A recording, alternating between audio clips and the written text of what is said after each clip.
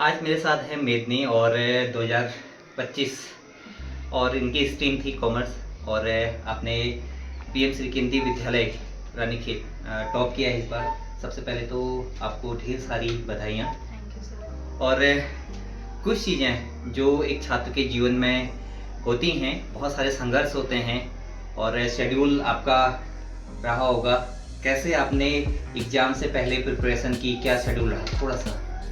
Exam से पहले तो एक दिन पहले तो बहुत काम माइंड रहना होता है और अच्छे से सो, मतलब इतना नहीं सोचना होता है कि क्या होगा कैसे होगा।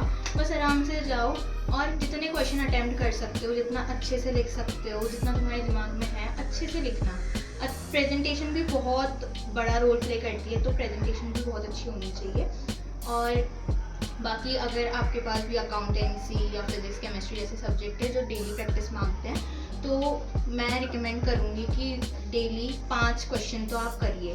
जो भी आपने टॉपिक आज स्कूल में पढ़ा उसको घर जाके करिए और और अपने टीचर्स से कांटेक्ट में रहिए, उनसे अच्छे से क्वेश्चंस पूछिए।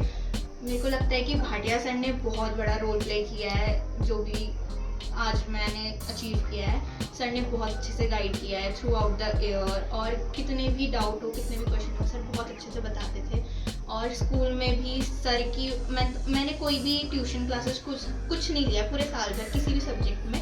तो जितना मैंने स्कूल से पढ़ा है और जितना सेल्फ स्टडी है सिर्फ वही। और सबसे बड़ी बात यह है कि सेल्फ स्टडी और जो टीचर्स की मेहनत है आपने वही बार बार प्रैक्टिस की और आपने एनसीईआरटी फॉलो किया, टीचरों के बनाए हुए नोट्स या फिर जो भी आपके सब्जेक्ट में जो चीज़ें रही होंगी सर लोगों ने बताया होगा वही आपने फॉलो किया होगा।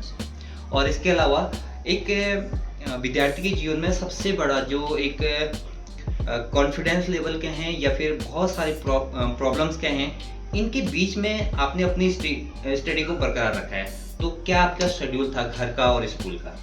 तो सबसे पहले तो मैं उठ के सुबह सब कुछ करके स्कूल ही आती थी और स्कूल में जैसे भी पूरा दिन गया। स्कूल में एक चीज़ जो मैंने सबसे ज़्यादा करी है कि मैंने सिर्फ पढ़ाई पे ध्यान नहीं दिया है। बहुत सारी चीज़ें थी लाइफ में, जितनी भी स्कूल लाइफ थी, जितनी चीज़ें हुई है मैंने सब कुछ किया है। जितने गेम्स के पीरियड थे शायद मैंने एक भी गेम्स के पीरियड नहीं छोड़े हैं, तो मैंने सब कुछ किया है। तो अगर आप लोग अपने अंदर थोड़ा सा कॉन्फिडेंस आपको रखना चाहिए। अगर कोई आपको बोल भी रहा है कि आपसे नहीं होगा, लेकिन अगर आपको कॉन्फिडेंस है कि आप कर लोगे, तो बस उसी कॉन्फिडेंस के हिसाब से चलना चाहिए। सेल्फ डाउट आते हैं, बस उस सेल्फ डाउट से बाहर निकलना पड़ता है, खुद को बार बार बताना पड़ता है।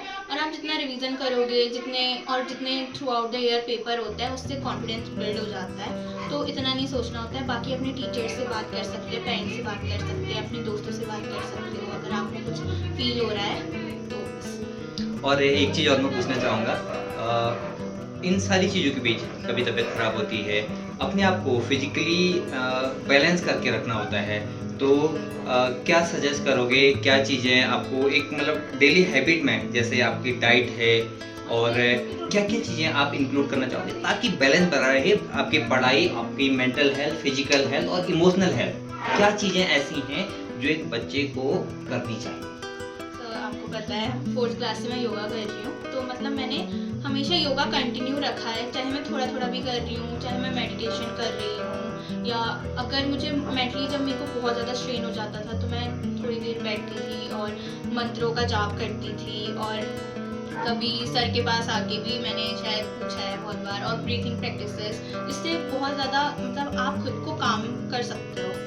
आई वुड रिकमेंड, अगर आप योगा करते हो तो आप योगा करिए, या अगर आप कोई स्पोर्ट्स खेलते हैं तो आप अपने स्पोर्ट्स खेलिए, जिससे आपका माइंड थोड़ा फ्रेश रहे। देखिए, बहुत अच्छी बातें हैं। शरीर और मन और साथ में पढ़ाई का बैलेंस रखना है, और ये बैलेंस अगर बना रहेगा आपको बहुत ज़्यादा प्रेशर में नहीं रहना है। बहुत सारे डाउट्स होते हैं तो अपने टीचर से कंसल्ट करना है, जो भी सब्जेक्ट टीचर है, और संघर्षों के बाद ही अच्छे मुकाम को हासिल किया जा सकता है।